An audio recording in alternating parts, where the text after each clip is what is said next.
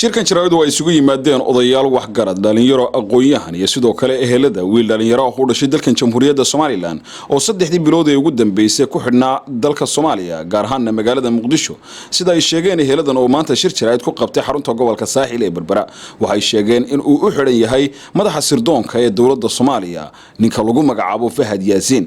waxaana ay soo jeediyeen in ninkaasi dhalinyarada ah ee u dhashay dalkan Jamhuuriyadda Soomaaliland oo u shaqeynayay hay'ad caalami ah oo fariisinkeedu yahay magaalada Muqdisho ay si qafaalasho ay u qabteen ciidamada sirdoonka ee Soomaaliya waxay soo jeediyeen in si degdeg ah loo sii daayo wiilkaasi 3 bilood iyo ayaam ah Cabdisalaan Axmed Cigaal oo ku xidhan caasimadda Soomaaliya Muqdisho oo u afduuban ama uu qafaashay taliyaha nabadgelyada Soomaaliya Fahad Yaasiin ninka la yiraahdo marka hore waxaanu halkan kala hadlaynaa message u diraynaa madaxweynaha Soomaaliya Maxamed Cabdilaahi Farmaajo oo aanu leenahay Somaliland waxa nabaradeeda ay ku sii yaalaan oo wali aanay ilaabin dhibaatadii uu geystay madaxweynihii Soomaaliya ama rajiimkii Maxamed Siyaad Barre oo ka soo jeeda ama adeero Maxamed Cabdilaahi Farmaajo annaga oo tii go'aanayna oo nabaradeedii aan ka bogsan ayaa maanta dhibaatada ka dhacaysa Muqdisho waxa kamid ah nin kasta oo Somalilander oo u shaqo taga Soomaaliya dhibaato la soo gaarsiiyaa dhibaatadaas madaxweynahaasi uu og yahay Maxamed Cabdilaahi Farmaajo haddii aanu dhaqso uga jawaabin aanu degdeg uga jawaabin waxaanu halka ay nooga caddahay inuu dhamaystirayo dhibaatadii hore ee uu ka tagay rajiimkii Maxamed Siyaad Barre waxay la xiriir la leedahay xasuuqii hore Somaliland looga geystay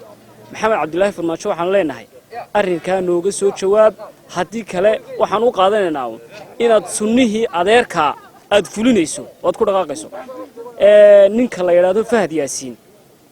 ee uu xiray Cabdisalaan Axmed Cigaal waxaan leenahay Soomaali meel walba way joogtaa ehelkaagu 6 gobol ee Somaliland meel walba way joogaan sharaf iyo karaami naga mudan yihiin maxay tolo manihin dadka qafaasha laakiin marka aad sidan u dhaqanto waxa imanaysa in sida aad u dhaqmayso anaguna aan u dhaqanno beeshu ka soo jeedo Fahad Yaasiin way iskaranayaan cuqaashooda odayaashooda waxgaradkooda